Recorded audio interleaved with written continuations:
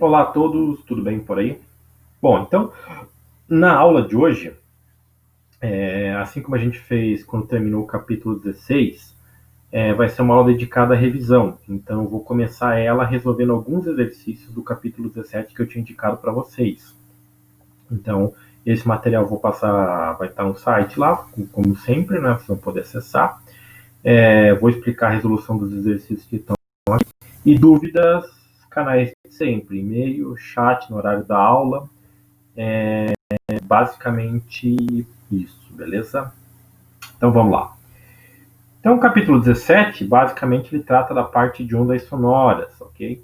E o primeiro exercício é o exercício número 4, que diz a seguinte coisa: qual é o módulo de elasticidade, por aqui a caneta, volumétrico do oxigênio, se 32 gramas de oxigênio ocupam 22,4 litros, e a velocidade do som no oxigênio é de 317 metros por segundo?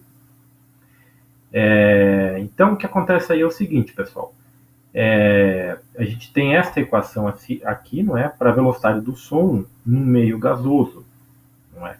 Ou qualquer meio material, para falar bem a verdade, em que B é o módulo de compressibilidade desse meio e ρ é a massa específica, não é? Então, esse B é dado em Pascal e esse ρ é dado em quilograma por metro cúbico. Assim como a gente tinha a velocidade de onda na corda, que dependia da tensão da corda e da massa específica linear, aqui a gente tem esse cara B, que equivale às tensões internas mecânicas do material, e ρ a massa específica, ok? Como eu quero encontrar B, o que eu vou fazer? Eu vou isolar ele dessa equação aqui. Então vai ficar B igual a V quadrado, porque a raiz passa de volta para cá, vezes ρ, que está dividindo aqui, passa multiplicando, ok? Bom, a velocidade eu tenho, né? É de 317 metros por segundo. E ρ vale quanto? Bom, aí você tem duas opções. Uma é procurar em alguma tabela que tenha a densidade ou a massa específica do oxigênio puro. A outra é pegar a definição de ρ, que é massa, perdão, que é massa por volume. No caso aqui, a massa que estava em gramas eu passei para quilogramas, e o volume que estava em litros eu passei para metro cúbicos. Então, quilograma por metro cúbico, eu sei que a massa específica do ar é de 1,43 quilograma por metro cúbico, ok? Então, pegando esse 1,43 e multiplicando aqui 317 ao quadrado, eu vou ter que o valor de B é 1,44 vezes 10 na quarta Pascal. Então, esse é o módulo do valor de B para o oxigênio puro, ok? Vocês observem aqui que essa velocidade do som no oxigênio é um pouco menor que a velocidade no ar. Por quê? Porque lembrando que o ar é uma composição de gases, ou seja, 78% é nitrogênio, 21% é oxigênio. E o restante 1% é todo o que sobrou dos outros gases, vapor d'água, CO2, CO, gases nobres e por aí vai, beleza? Então esse aí foi o exercício número 4. Exercício número 8. Esse é um pouquinho, não tão complicado, mas é mais chatinho a parte matemática, a sacada matemática, mas vamos ver lá o que ele tem a dizer. Então, um homem bate com um martelo na ponta de uma barra delgada, uma barra com uma certa espessura. A velocidade do som na barra é 15 vezes maior que a velocidade do som no ar. Uma mulher na outra extremidade, com o ouvido próximo à barra, escuta o som da pancada 2 vezes, com um intervalo de 12 segundos. Um som vem pela barra e o outro vem do ar em torno da barra. Se a velocidade do som no ar é de 343 metros por segundo, qual é o comprimento da barra? Bom, então essa questão aborda a primeira propagação da onda sonora, da onda mecânica, em dois meios: o sólido, que seria a barra, e o gasoso, que seria a atmosfera. A gente vê que no sólido a velocidade é bem maior, ó, é 15 vezes a velocidade do som no ar. Então, se eu multiplicar esse 15 aqui por 343, eu saberei qual é a velocidade do som no interior da barra, ok? A mulher que está com o ouvido na outra extremidade, ela escuta duas pancadas, ou o som de duas pancadas. A primeira, que viaja no interior da barra, e 0,12 segundos depois, ela escuta o som que vem pelo ar, porque a barra vai vibrar e essa vibração vai vibrar o ar próximo à barra. Então o som também vai pelo ar próximo à barra, ok? Então, o que a gente começa dizendo é que esse intervalo de tempo aqui, esse ΔT de 0,12 segundos, é o intervalo entre o tempo do som viajando na barra e o tempo viajando no ar, ok? Eu sei que esse ΔT eu posso escrever como o tempo que ele viaja pela barra menos o tempo que ele viaja pelo ar, ok? O tempo, eu posso usar aquela equação lá da mecânica, que é distância por velocidade. Se eu trocar a velocidade com o tempo, eu vou ter o quê? Distância por tempo. Mas aqui a gente só trocou o tempo pela velocidade. E eu escrevi duas vezes a mesma equação, só que uma considerando a velocidade, que é diferente para a barra, e a velocidade para o ar. O comprimento, vocês observem que é igual, porque é a mesma barra, ou seja, é a mesma distância que eu estou considerando nos dois casos. Então, se eu reescrever essa equação, como está aqui, eu vou ter o quê? ΔT, que é aquele 0,12, igual ao comprimento da barra, que multiplica 1 sobre a velocidade na barra, menos 1 sobre a velocidade no ar. Como a velocidade na barra é 15 vezes a velocidade no ar, eu posso trocar esse cara aqui por esse cara aqui. E aí eu tenho essa expressão aqui, que a variação do tempo é igual à velocidade, ao comprimento da barra, vezes 1 sobre a velocidade, 15 vezes a velocidade do som no ar, menos 1 sobre a velocidade do som no ar. Substituindo ali a velocidade do som no ar por 343 e fazendo essas contas aqui, claro, você vai ter esse número aqui, esse número que está multiplicando aqui tem que passar dividindo 0,12, você vai ter que um L vale 44 metros aproximadamente. Então, o comprimento da barra, nesses parâmetros aqui, é de 44 metros. Ou seja, aqui você está trabalhando com a questão da propagação da onda sonora e da sua velocidade. E caso você esteja pensando, sim, aquela equação lá de velocidade igual a distância por tempo pode ser aplicada aqui, não é? Porque você está considerando o som percorrendo uma distância num certo intervalo de tempo t. Bom, esse aqui, exercício número 11. Acho que no do capítulo 16 tem um exercício parecido com esse.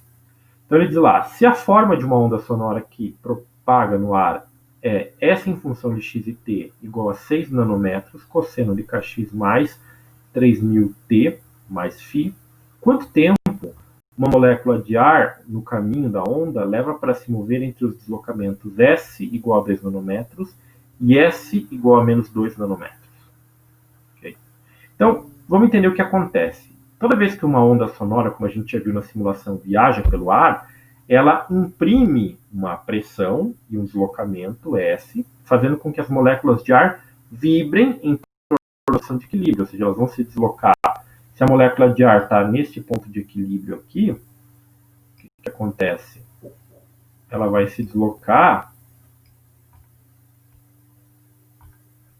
em torno dessa distância. Então, ela vai se deslocar para frente e para trás, periodicamente, conforme a onda sonora, como está nesse esboço aqui, certo? Pois muito bem. Essa onda, ele quer saber quanto tempo leva para ela ir da posição de 2 nanômetros até menos 2 nanômetros. Então, primeiro, o que são essas distâncias? São alguma coisa daqui para cá ou daqui para cá, tanto faz. Observe que essa distância aqui é menor que a amplitude, porque a amplitude seria o quê? 6 nanômetros, que estaria aqui, né? Que seria o deslocamento máximo, e o máximo negativo, menos 6 nanômetros. Então, ele quer saber quanto tempo leva para que a molécula oscile nessa distância intermediária aqui, certo? Muito bem, então, primeiro de tudo, a gente vai ter que trabalhar com essa equação aqui. A gente não tem o valor de cada constante de onda, a gente só tem a frequência angular, né, que está junto com o t, e a gente não tem essa fase, não é fornecida. Então, essa fase está lá, né, essa constante de fase, a gente não sabe qual é o valor dela. Então, a primeira coisa que eu vou fazer, eu vou considerar o x igual a zero. É como se, em vez de eu estivesse trabalhando em qualquer posição do eixo x, eu vou trabalhar numa posição específica, no x igual a zero. Então, lembra lá que o eixo, que as coordenadas para as ondas sonoras, movem-se ao longo do eixo vertical, que é o y, e o horizontal, que passa a ser o x, ok? O tempo fica implícito nesses gráficos. Então, eu vou considerar x igual a zero e vou substituir isso. Se eu considerar S de 0 e t, como é que vai ficar aquela equação? Esse termo aqui morre, porque o x ganha um zero, que multiplica o k, vai embora. Então vai ficar 6 nanômetros, não é? Que é a amplitude, cosseno de ômega t mais φ. Mas por que eu estou igualando a 2 nanômetros? Porque eu posso fazer isso. Eu posso dizer que o S de 0 e t é o meu 2 nanômetros e que o meu outra posição diametralmente oposta é o S igual a menos 2 nanômetros. Okay? Então aí eu vou ter duas situações ou duas equações. O que eu quero determinar é o valor do tempo. Agora eu percebi que está faltando um tempo aqui, certo? Então vocês vão receber esse material já editado e corrigido, beleza? Então está faltando o valor de um tempo aqui. Então o que eu vou fazer?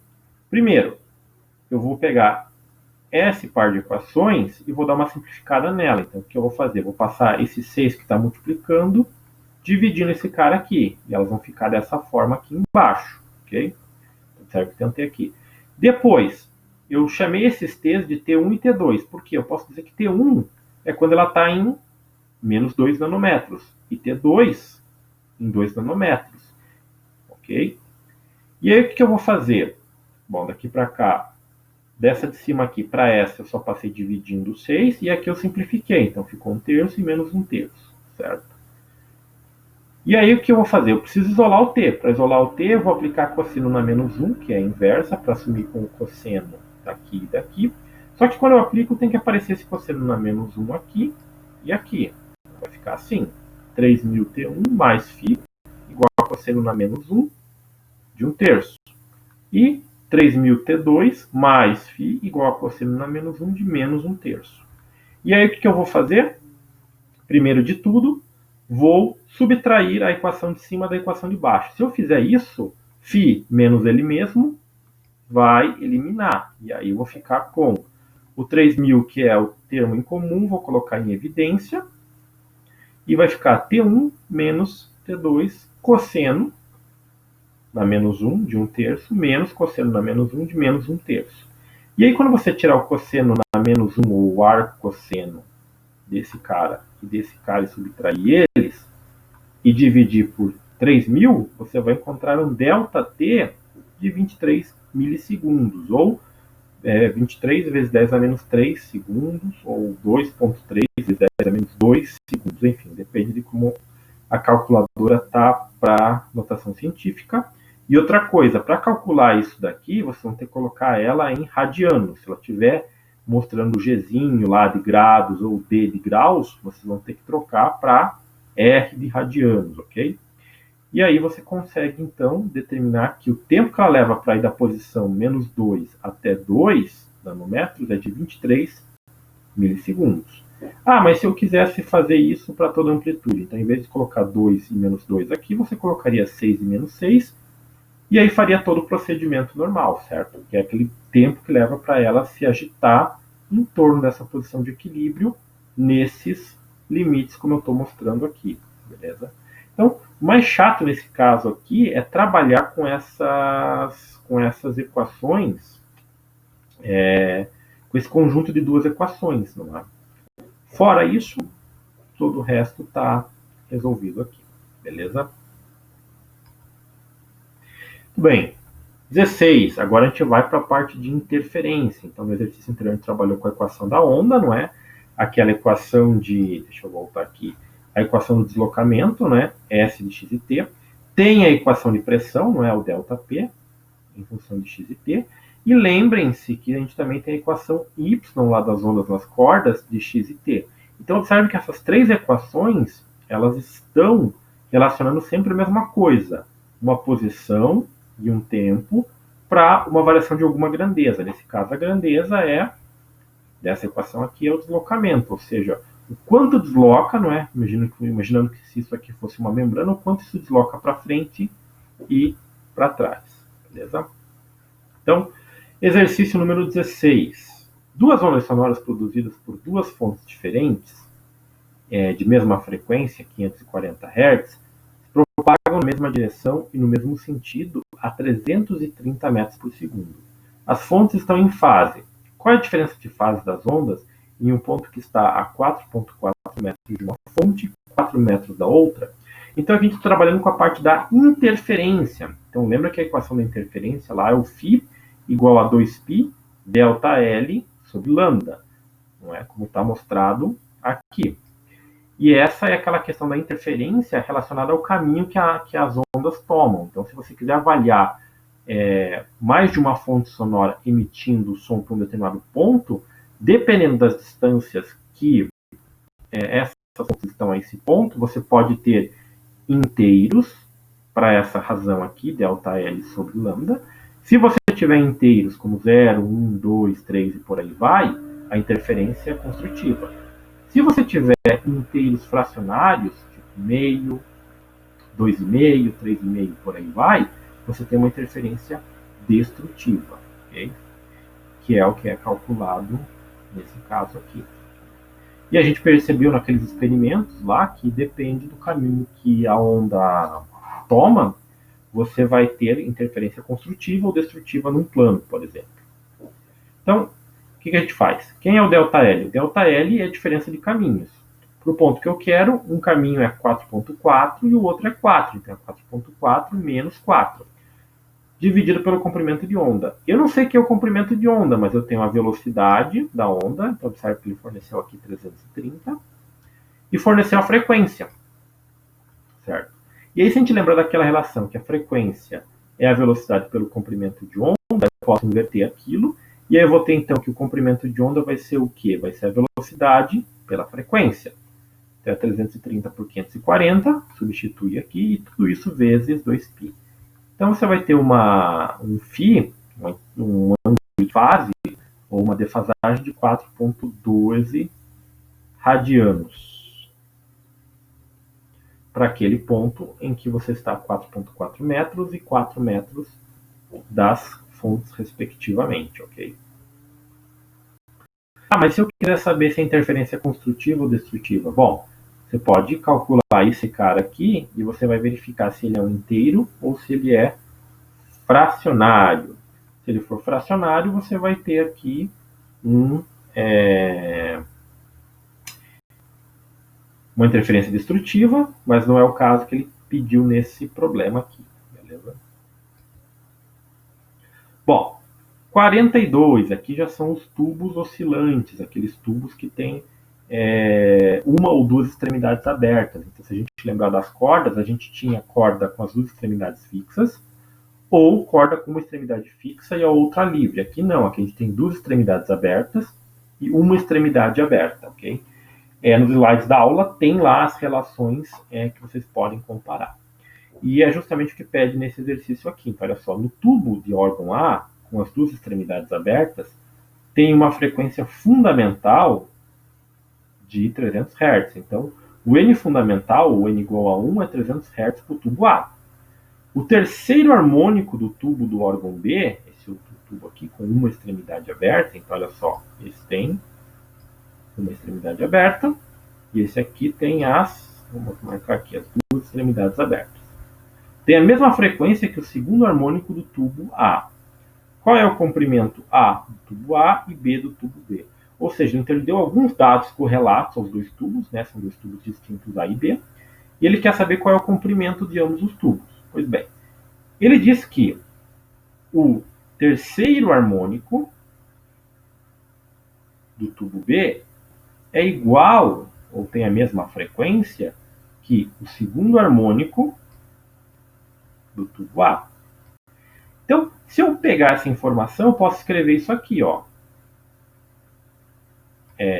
F2A igual a F3B. Esse igual a 300, eu devia ter apagado antes, acabei não apagando. Então, desconsiderem isso por enquanto, ok? No material que vocês vão receber, isso aqui não vai constar, só aqui no vídeo. Então, olha só. É isso que eu vou ter. F2A é igual a F3B, certo? Novamente também, considera esse negócio aqui. Que isso aqui foi um lapso na resolução. Então, olha só. Isso aqui. Se eu substituir as equações relacionadas com cada tubo, o que eu vou ter? Qual é a equação das frequências harmônicas para um tubo que tem as duas extremidades abertas? Essa daqui. NV sobre 2L. LA é o comprimento do tubo A. E por que tem um 2 aqui em cima? Porque é o segundo modo harmônico. Certo? Está aqui. E isso tem que ser igual ao quê? Ao terceiro modo harmônico do tubo B, N igual a 3. Não é? Então ele tem o N igual a 3 aqui. E aqui embaixo é o quê? É NV sobre 4L. Então, LB é o comprimento do tubo B e 3 é o número modo harmônico. Então, eu tenho isso aqui. Então, eu posso simplificar a velocidade porque elas estão dos dois lados da igualdade e são a mesma coisa, a mesma velocidade do som no ar nos dois casos. Então, eu vou ter o que? Uma equação que vai me dizer que 1 sobre LA, porque o 2 também cancela com 2 aqui, é igual a 3 sobre 4LB. Ou eu posso dizer que o comprimento do tubo A é igual a 4/3 do comprimento do tubo B. Certo? Então, o tubo A ele é maior que o tubo B. Isso eu já tenho. E aí eu precisaria determinar a frequência. Bom, eu sei que os 300 Hz é um modo fundamental, N igual a 1, para o tubo A. Certo? Uma maneira de eu calcular isso é pegando a equação para o tubo A, que está aqui, certo? E isolar ou trocar quem? O L de lugar. Então, trocando o L com a frequência, vai ser LA igual a NV sobre 2 vezes a frequência. Se eu pegar o primeiro harmônico, então N vai ser igual a 1, V, a velocidade do som no ar, que é o 343 metros por segundo, dividido por 2 vezes 300, que é a frequência. Aí você vai ter que o comprimento no tubo A é de 0,572 metros, ok? Bom, mas tinha essa equação, por que eu não usei ela do início para calcular direto a frequência do tubo A? Porque eu só daria mais trabalho, porque eu teria que fazer também a mesma análise para o outro caminho, para o tubo B. Então aqui eu calculei o comprimento do tubo A, agora eu posso usar essa outra relação aqui. Então se eu isolar o comprimento do tubo B, vai ficar 3/4 do comprimento do tubo A. Então 3/4 de 0,572 metros dá 0,429 metros. Então esse é o comprimento do tubo B, beleza? Então, calculamos os comprimentos dos dois tubos com relação a essas frequências. Então, muitas vezes eu posso ter tubos com configurações diferentes, no caso, tamanhos diferentes, ou quantidades de aberturas diferentes, e aí fazer as relações dos modos harmônicos. Então, lembrando que os modos harmônicos, nesse caso aqui do tubo A, como ele tem uma extremidade aberta e a outra fechada, aparece para N inteiros, 1, 2 e 3, 4 e 5, e esse cara aqui do tubo B aparece apenas para os ímpares, 1, 3, 5, 7 e por aí vai. Beleza? Então, mantenham sempre em mente essas relações aí. E por último, e não menos importante, o exercício número 56, que aborda o efeito Doppler. Então, o efeito Doppler é aquela questão da mudança da frequência para um observador em relação ao movimento relativo com a fonte, certo? Então, o que diz lá o exercício 56? Ele diz lá que uma ambulância, cuja sirene emite o som com uma frequência de 1.600 Hz, passa por um ciclista que está a 2,44 metros por segundo. Depois de ser ultrapassado, o ciclista escuta uma frequência de 1.590 Hz. Qual é a velocidade da ambulância? Tudo bem, então a gente sempre vai partir, no caso do efeito Doppler, da equação fundamental do efeito Doppler. F' é igual a F, que multiplica V mais ou menos VD sobre V mais ou menos VS. Então, lembrando que esse mais ou menos está associado que eu tenho que escolher o sinal se vai ser positivo ou negativo em cima e embaixo, para que eu determine qual vai ser a frequência, se ela vai ser mais alta ou mais baixa. Certo? Então, olha só, a gente sabe que quando a fonte se aproxima do observador e ele está parado, a frequência tende a aumentar. E quando ela se afasta, a frequência tende a diminuir. Quando o observador está em movimento e a fonte está parada, o que acontece? Quando ele se aproxima da fonte, a frequência aumenta, e quando ele se afasta da fonte, a frequência diminui, certo? E aí a escolha dos sinais é feita em termos desse resultado. Bom, Primeiro, aqui a gente não tem aquele caso simples em que o VD, que é a velocidade do observador, é zero. Não, é 2,44 metros por segundo. E o que a gente vai fazer aqui é usar essa equação para determinar a velocidade VS, que é a velocidade da ambulância, certo? Então, primeiro, devido ao movimento relativo que eles estão, a ambulância está em direção ao observador. Como ela está em direção ao observador, para ultrapassar ele, porque a gente sabe que ela ultrapassa, então ela tem uma velocidade que se espera que seja maior que a velocidade do observador, a escolha de sinal aqui é o mais, certo? E aqui embaixo também vai ser o mais, justamente por conta desse movimento relativo. Então, o que o observador está fazendo em relação à ambulância? Ele está indo na mesma direção, no mesmo sentido, não é? Só que a ambulância ultrapassa ele. Então, mais. Se ele estiver indo com uma velocidade maior, não é? Se não ultrapassasse, por exemplo, aí seria uma questão de menos aqui, por exemplo, né? Se ele estivesse desenvolvendo uma velocidade maior que a ambulância. E aqui é mais porque a ambulância está fazendo o quê? Ela está se aproximando do observador, certo? Então, nós temos aqui as escolhas de sinais, mais e mais, beleza? Isso que é a parte mais complicada do efeito Doppler, é você fazer a escolha de sinais, porque em alguns casos pode ser menos e mais ou menos e menos, depende do movimento relativo. Nesse caso aqui é mais e mais, ok? Bom, feito isso, a gente tem que isolar quem? VS. Para isolar VS, o que eu faço? Primeiro, esse F que está multiplicando, ele passa dividindo aqui, ok? Então vai ficar F' sobre F. Lembrando que F' é a frequência percebida pelo observador e F é a frequência emitida pela fonte. Então vai ficar F menos F'. Esse cara vai ficar para cá, né? Daí depois você rearranjando os termos, ou seja, pega esse cara aqui que está dividindo, passa multiplicando, reordena os termos, o V que está somando ele passa para lá subtraindo, e aí você vai encontrar o quê? Que a velocidade do som, ou melhor, que a velocidade da ambulância vai ser de 4,61 metros por segundo. Lembrando que o V que aparece aqui é o 343 metros por segundo, ok? E esse aqui é o 2,44 metros por segundo. Claro que a velocidade da ambulância é maior porque ela ultrapassa o ciclista. Então, pelo fato dela ultrapassar o ciclista, não é? A gente consegue determinar. Se eu tivesse a velocidade dela, por exemplo, eu poderia, no caso, calcular a frequência por ele percebida, não é? Faria a escolha de sinais e aí eu determinaria essa frequência por ele observada, beleza?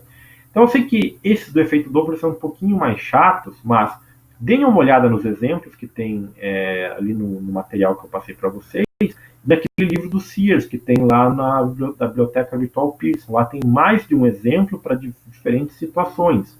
Então é muito, muito importante que vocês também leiam aquele conteúdo, porque aquilo vai ajudar vocês bastante, não é? Somente ler as notas de aula e olhar os vídeos ajuda, mas a leitura do livro complementa muito mais, de modo mais detalhado, beleza? E lembrando que qualquer dúvida que vocês tiveram aqui, me mandem e-mail, pelo chat no horário da aula, para que a gente possa sanar essas dúvidas, ok? Então, só lembrando, o conteúdo da prova vai ser o capítulo 16 e o capítulo 17, certo? Na aula de hoje vai ser apenas a revisão do capítulo 17, com questionários, como teve no 16, e esses exercícios resolvidos, e uma atividade que eu quero propor para vocês, que também vai valer parte aí da nota bimestral de vocês, beleza? É isso aí.